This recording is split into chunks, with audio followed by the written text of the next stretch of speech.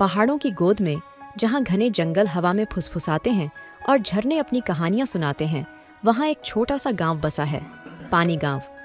नाम ही बताता है कि यहाँ पानी जीवन की धार है। लेकिन ये पानी सिर्फ प्यास नहीं बुझाता, ये अपने में एक जादू समेटे हुए है। पानी गांव के लोग पीढ़ियों से जानते हैं, इस झरने का पानी साधारण नहीं, ये मन की भाषा समझता है।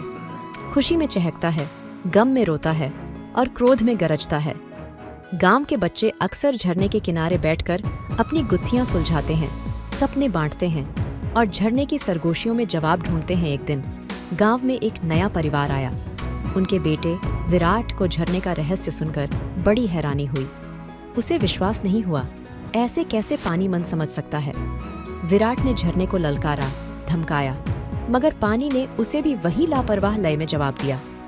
विराट हार कर बैठ गया, निराशा से झरने को घूरता रहा। तभी एक बूढ़ी महिला उसके पास आकर बोली, बेटा, पानी की आवाज सुनने के लिए शोर नहीं, शांति चाहिए। विराट ने बूढ़ी के कहने पर अपना गुस्सा शांत किया, आंखें बंद की और झरने की सरगोशी को सुनने की कोशिश की। पहले तो सिर्फ आवाज सुनाई दी, फिर धीरे धीरे उसमें लय, ताल और एक अजीब सी मिठास घुलने लगी। विराट को लगा जैसे झरना उसके मन की धड़कन को समझ रहा है, उसकी उदासी को गुनगुना रहा है। और उसी पल विराट को समझ आ गया, झरने का जादू पानी में नहीं बल्कि उसे सुनने वाले के दिल में है। उस दिन से विराट हर रोज झरने के पास जाता, कभी हंसी खुशी अपने सपने सुनाता, कभी मन की खींच निकालता और कभी सिर्फ झरने के साथ चुपचाप बैठता।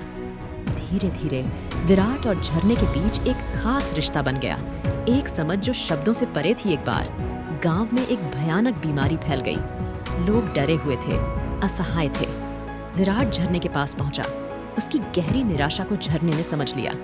झरना गरज उठा, गुस्से में नहीं बल्कि हौसले में। उसी रात झरने के पास एक चमकदार झाड़ी उगाई, जिसके पत्तों में बीमारी का इलाज छिपा था।